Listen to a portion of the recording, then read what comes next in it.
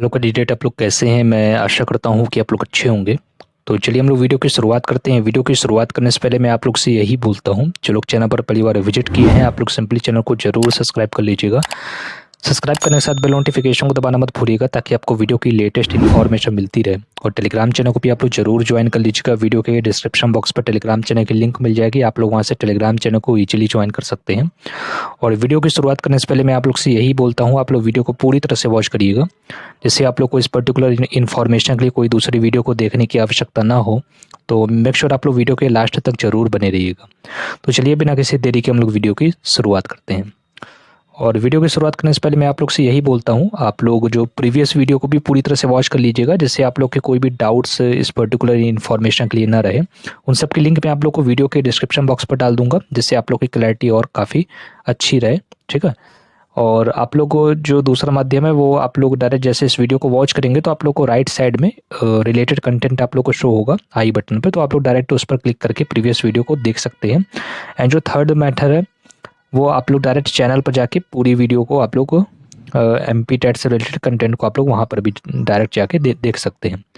ठीक है। तो चलिए बिना किसी देरी के हम लोग स्टार्ट करते हैं।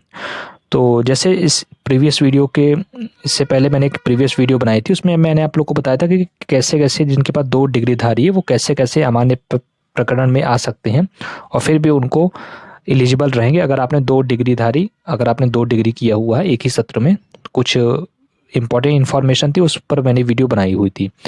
इसके बाद बहुत से यूजर्स का कमेंट था कि जो किन किन रीजन के कारण DV में जो है बाहर होते हैं, उस पर एक डेडिकेटेड वीडियो बताइए। तो मैंने प्रीवियस वीडियो में कहा था मैं आप लोग को नेक्स्ट वीडियो में इससे रिलेटेड इन्फॉर्मेशन लाऊंगा। तो इसी इन्फॉर्मेशन के लिए ये वीडियो मैं आप लोग के सामने क्रिएट कर रहा हूँ, तो वीडियो के लास्ट तक जरूर बने रहिएगा। तो यहाँ पर आप लोग सिंपली देख सकते हैं जो सबसे पहला जो रीजन रहता है पूर्व से नियुक्त।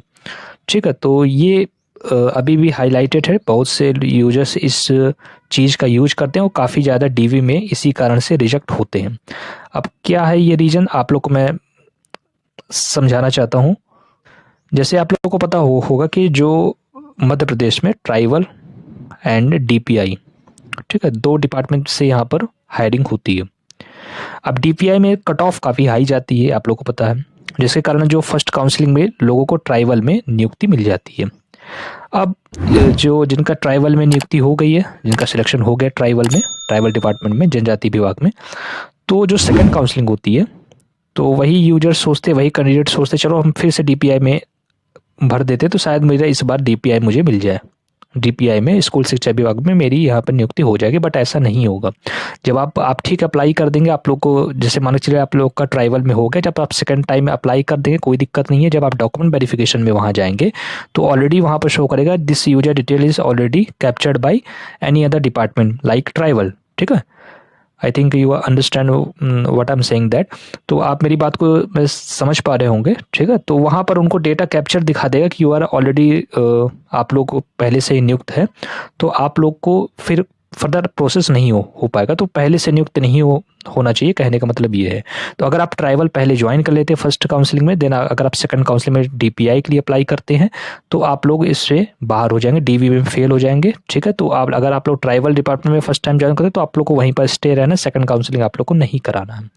ठीक है। अब बात करते हैं जो दूसरा रीजन जिसके कारण DV में काफ़ी स्टूडेंट फेल होते हैं, वो मैं आप लोग के साथ शेयर करता हूँ। अब यहाँ पर ये भी काफ़ी इंपॉर्टेंट इन्फॉर्मेशन है। 26 जनवरी 2001 के पश्चात तीसरे बच्चे का जन्म होने से अमान्य। ठीक है। तो ये 26 जनवरी 2001 कि इसके पश्चात तीसरे बच्चों का जन्म होने से अमान्य। अगर आपका तीसरे बच्चे का जन्म होने से मतलब अगर आपके 3 बच्चे हो जाते हैं इस डेट के अंदर, तो आप लोग की नियुक्ति यहाँ पर अमान्य कर दी जाएगी। तो अगर जो है 2 बच्चे रहते हैं, 2 चिल्ड्रन रहते हैं, तो कोई दिक्कत वाली बात नहीं है और इतनी जल्दी किसी के नहीं होते। बट आप लोग को ये नोटिस करना कि तीसरे बच्चे आप लोग को नहीं करना, क्योंकि यहाँ पर साफ साफ इन्होंने इन्फॉर्मेशन दिया हुआ है। ये रीजन्स 2018 की गाइडलाइन में था, तो इस बात को आप लोग को नोट करना है। ये काफ़ी इंपॉर्टेंट इन्फॉर्मेशन है।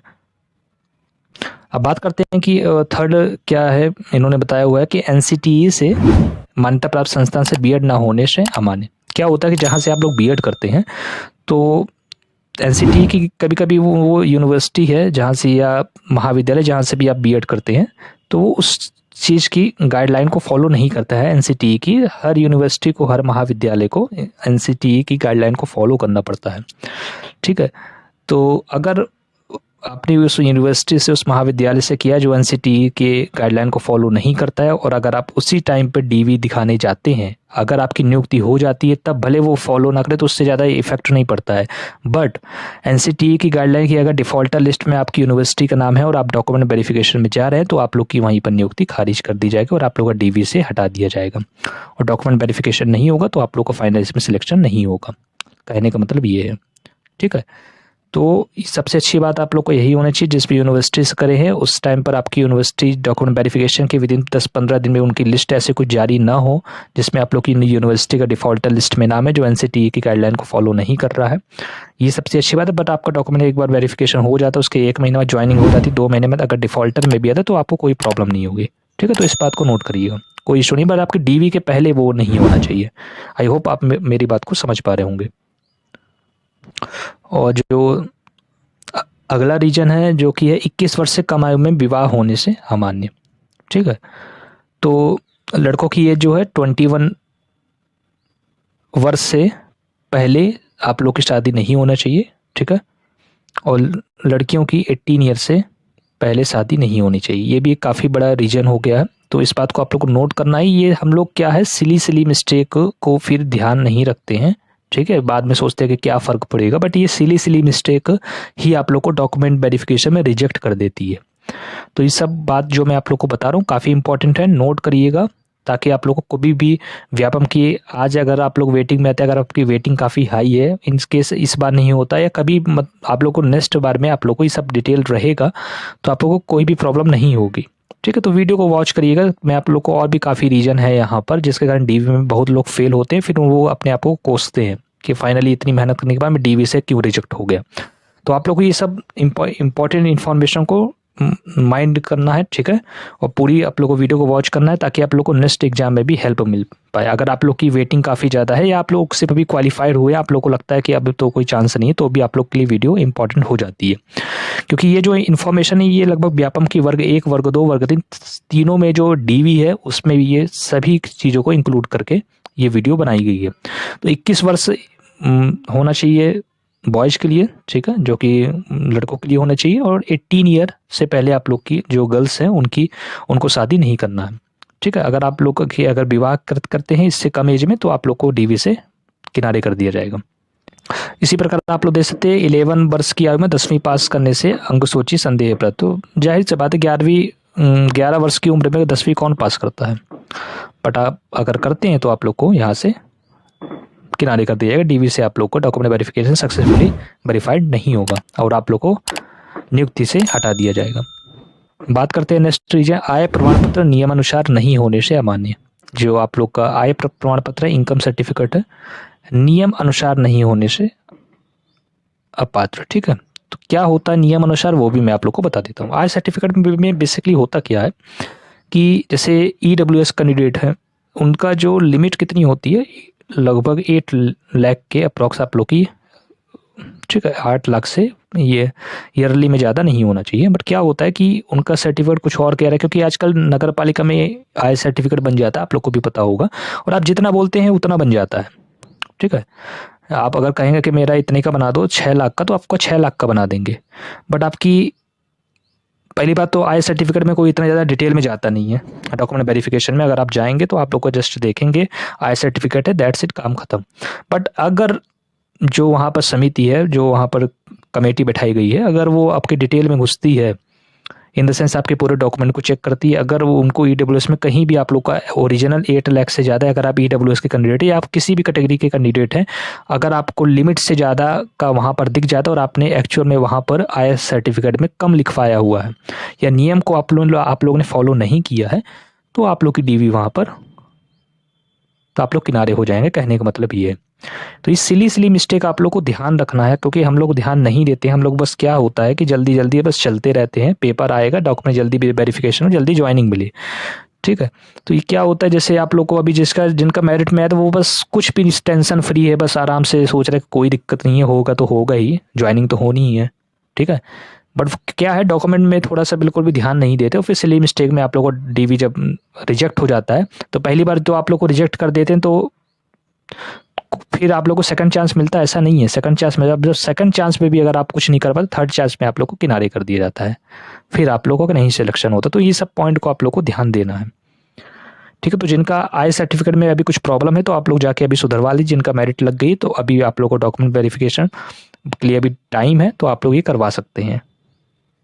अब बात करते हैं जो दूसरा टॉपिक क्या है, वो है निर्धारित विषय में शैक्षणिक योग्यता नहीं होने से अमान्य। जो निर्धारित विषय है, जैसे मान के चलिए बहुत सी रहती है ना, ऐसा है विषय में आप लोग को स्नातकोत्तर होना चाहिए, फिर इसके बाद मूल विषय में आप लोग के पास स्नातक होना चाहिए। अगर आप ऐसी कंडीशन को फॉलो नहीं करते हैं, तो भी आप लोग को डीवी से किनारे कर दिया जाएगा।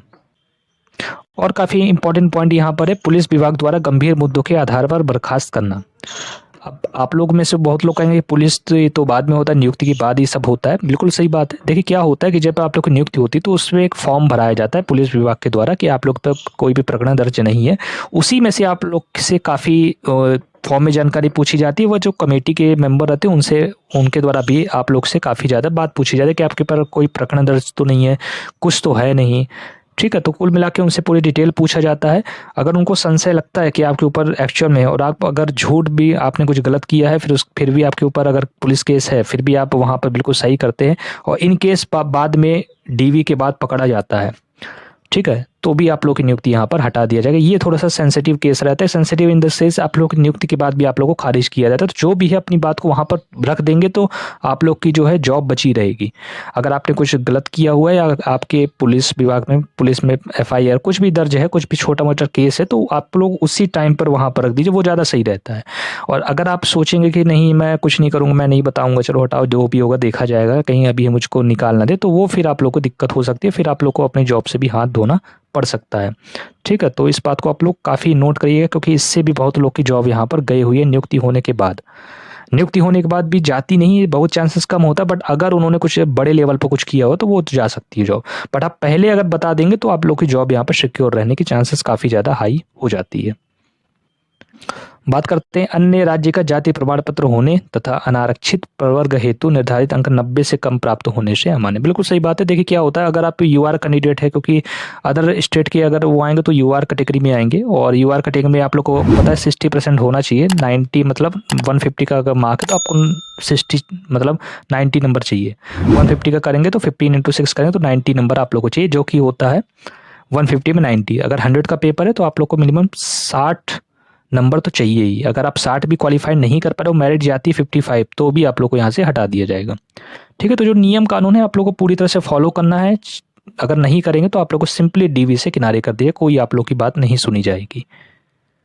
इसके बाद क्या है, स्नातक की सभी वर्षों सेमेस्टर की अंकसूची अपलोड प्रस्तुत नहीं करने के कारण अमान्य। देखिए क्या होता है कि बहुत से यूजर्स, बहुत से कैंडिडेट क्या होता है, डायरेक्ट 6 सेम की अगर मार्कशीट है, डायरेक्ट टोटल दिया, ग्रांड टोटल है, उसके बाद पता नहीं चला, पता ही नहीं है कि मार्कशीट है कहाँ। बहुत से अभी भी कैंडिडेट है, उनको अपनी मार्कशीट के बारे में नहीं पता, कहाँ क्या हुआ कुछ नहीं पता। बहुत से लोग बस अभी जिनका हुआ मेरिट में, वो अभी पूरी फोटोकॉपी करवाएंगे, अभी पूरा रिसर्च करेंगे, इससे पहले उनके पास रिकॉर्ड ही नहीं रहता। तो आप लोग को जो जैसे जिन्होंने BTech किया हुआ, जो जिनकी 4 साल की डिग्री है, ठीक है, तो जिनकी 4 साल की डिग्री है, तो उनको 8 सेमेस्टर तक की पूरा आप लोग के पास होना चाहिए। पूरी जो सभी वर्षों सेमेस्टर वाइज आपके पास सूची होने, आप लोग को जब भी आप लोग डॉक्यूमेंट वेरिफिकेशन, तो आप लोग को अपलोड भी करना पड़ेगा, और सामने वहाँ पर प्रस्तुत भी करना होगा, ठीक है। तो ये पूरी आप लोग के पास बायोडेटा होना चाहिए। बस 8 सेमेस्टर, तो 8 सेमेस्टर आपके पास फिंगर में रखी होनी चाहिए आपके फाइल में। अगर 6 सेमेस्टर, तो 6 के 6 सेमेस्टर के बाद आप लोग की मार्कशीट होनी चाहिए। अगर नहीं प्रस्तुत करेंगे, तो सीधे आप लोग को खारिज कर दिया जाएगा। अब देखिए, व्यवसाय शैक्षणिक योग्यता विज्ञापन तिथि 29/9/2022 तक अर्जित नहीं होने से, माने तो जो विज्ञापन तिथि आती है, जैसे आप लोग को जो फर्स्ट काउंसलिंग होती है, उस पर जो एडवर्टीजमेंट के दिनांक रहता है, उस तारीख तक आप लोग की जो ग्रेजुएशन है, या फिर आपके पास BEd है, या आपके पास MSc, तो उस डेट तक आप लोग को कंप्लीट करना है। ये 29/9/2022 लिखा हुआ है, तो ये 2018 का है नोटिफिकेशन। तो जो भी काउंसलिंग की डेट रहती है, उस डेट तक आप लोग को अपनी शैक्षणिक योग्यता को कंप्लीट करना, नहीं करेंगे तो आप लोगों को किनारे कर दिया जाएगा। यहाँ पर आप लोग देख सकते हैं, स्नातकोत्तर के ऊपर तृतीय श्रेणी में अर्जित करने से अमान्य। अगर आपकी 3rd डिवीजन रहते हैं, तृतीय डिवीजन मतलब कुल मिला के तृतीय डिवीजन क्या होता है, वो मैं आप लोग को बता देता हूँ। तृतीय डिवीजन क्या होता है, अगर आपका कुल मिला के 50% अंक से कम है, तो आप लोग यहाँ पर 3rd श्रेणी में आ जाते हैं। और आप लोगों को भी पता होगा जो पीईबी है वो 50% को ही मान्य करता है। तो अगर आपका 50% से बेसिकली कम मार्क्स है तो आप लोग को यहाँ पर अमान्य कर दिया जाएगा। सिंपली से ये है, चाहे आपका ग्रेजुएशन में या पोस्ट ग्रेजुएशन में। तो 50% मार्क्स आप लोगों को ग्रेजुएशन में भी होना चाहिए, पोस्ट ग्रेजुएशन में भी होना चाहिए, तभी आप लोग की डीवी में सक्सेसफुली वेरीफाइड होंगे। यहाँ पर आप लोग सिंपली दे सकते हैं स्नातकोत्तर की उपाधि सह विषय में अर्जित करने में स्नातक की उपाधि मूल विषय में नहीं होने से अमान्य। क्या होता है, जैसे आप लोगों ने मैथ्स किया तो मैथ्स में स्टैटिक्स हो चल जाता है, तो स्टैटिक्स के वो सह विषय में आ गए। बट अगर आपकी ग्रेजुएशन में मैथ 3 ईयर नहीं पढ़ा है, मूल विषय में नहीं, तो भी आप लोग को किनारे कर दिया जाएगा। थोड़ा सा फास्ट करेंगे क्योंकि वीडियो काफ़ी लंबी हो गई, क्योंकि रीजन काफ़ी ज़्यादा है।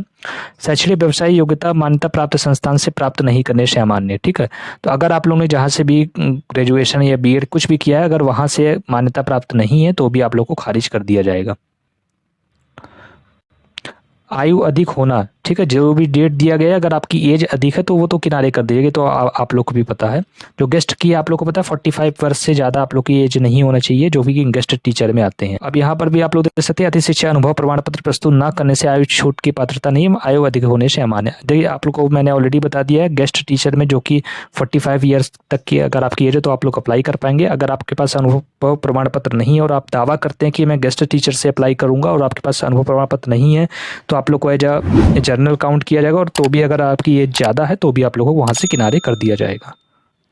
स्नातक की अंकसूची संबंधित विश्वविद्यालय से जारी नहीं हुई है, अतः अंकसूची फर्जी होने से अमान्य। ग्रेजुएशन आपने जहाँ से बताया डेटा जहाँ से फिल किया और पता चला जब आपने विश्वविद्यालय से जब आपकी अंकसूची मैच करी गई, तो आप लोग की वहाँ पर संबंधित अंकसूची उस विश्वविद्यालय से नहीं है, उस यूनिवर्सिटी से नहीं है, तो भी आप लोग की नियुक्ति यहाँ पर खारिज हो जाएगी और आप लोग को डॉक्यूमेंट वेरिफिकेशन आप लोग का रिजेक्ट हो जाएंगे आप वहाँ से।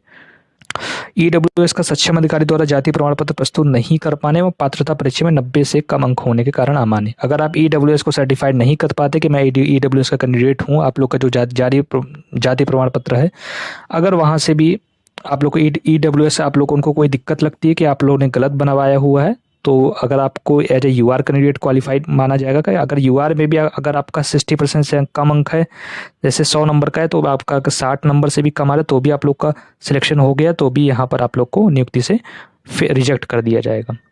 ठीक है, तो ये थी पूरी इन्फॉर्मेशन। आई होप आप लोग को वीडियो पसंद आई होगी। वीडियो पसंद आई होगी तो इस वीडियो को लाइक जरूर कर दीजिएगा। जो लोग चैनल पर पहली बार विजिट किए हैं, चैनल को जरूर सब्सक्राइब कर लीजिएगा। सब्सक्राइब करने के साथ बेल नोटिफिकेशन को दबाना मत भूलिएगा, ताकि आप लोग को इसी प्रकार की लेटेस्ट वीडियो की कंटेंट आप लोग को मिलती रहे। और टेलीग्राम चैनल को भी आप लोग जरूर ज्वाइन कर लीजिएगा। वीडियो के डिस्क्रिप्शन बॉक्स पर टेलीग्राम चैनल की लिंक मिल जाएगी, आप लोग वहाँ से टेलीग्राम चैनल को ईजिली ज्वाइन कर सकते हैं। और वीडियो को आप लोग नेक्स्ट ज़्यादा से ज़्यादा लोगों के साथ शेयर करिएगा, क्योंकि ये काफ़ी इंपॉर्टेंट इन्फॉर्मेशन है।